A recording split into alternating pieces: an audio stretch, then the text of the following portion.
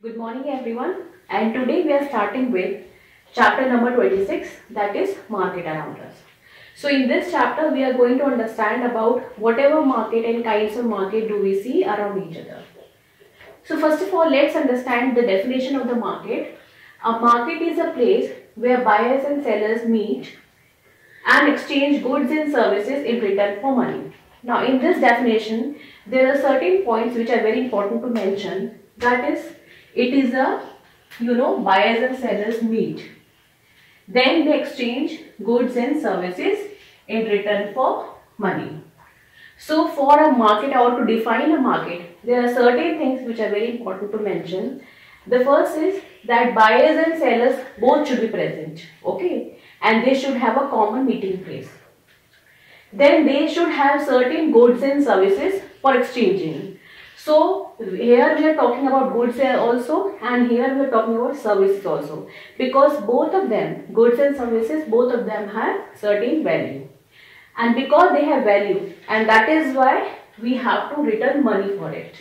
In the earlier time, we used to exchange goods and we did not have any kind of currency to exchange, but now because we have currency, that is why every good or service has some monetary value, okay.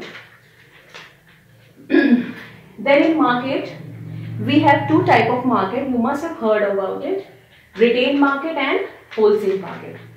Retail market is, where you can buy, any small quantity of good, where whatever you want. Because if you are having a small family or if you are having a big family, you can buy according to the requirement. You can even buy one single piece. But if you talk about wholesale market, in wholesale market, you cannot buy in small quantities, you have to buy in big quantities.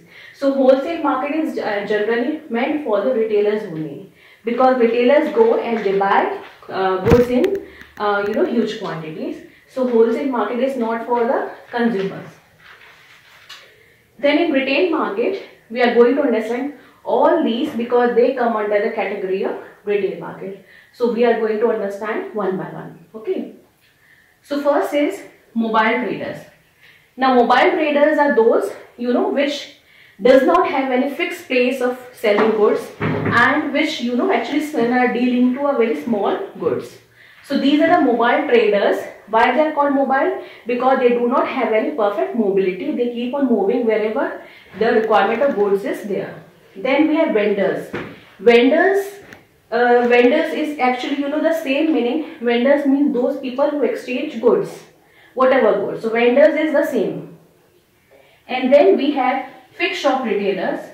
Fixed shop retailers means that whatever shops, small or big size, whatever you see, near to your house, that is a fixed shop, because they have a fixed location, okay. That is why they are called as fixed shop retailers. Then we have weekly markets. So weekly markets are those markets which, on a particular day of a week are held, and here a lot of mobile traders and vendors come and they, exchange goods and services for the money, okay. So that is a weekly market. You can take an example of any market which is held only on a particular day only, but not on all the 7 days of the week. So that is an example of a weekly market. And then we have general stores.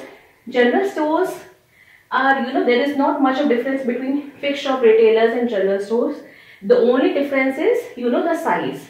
The size of a general store is actually big, and they have, number of quantities and number of products. For example, if you went to buy a soap, then you will find that there are a variety of soaps over there. But if you talk about fixed shop retailer, they will have few quantities and few brands only. So that is the only difference. They have a fixed location only, but the only difference is that the number of brands in fixed shop retailer will be less, and in the general stores will be more, okay. Thank you so much.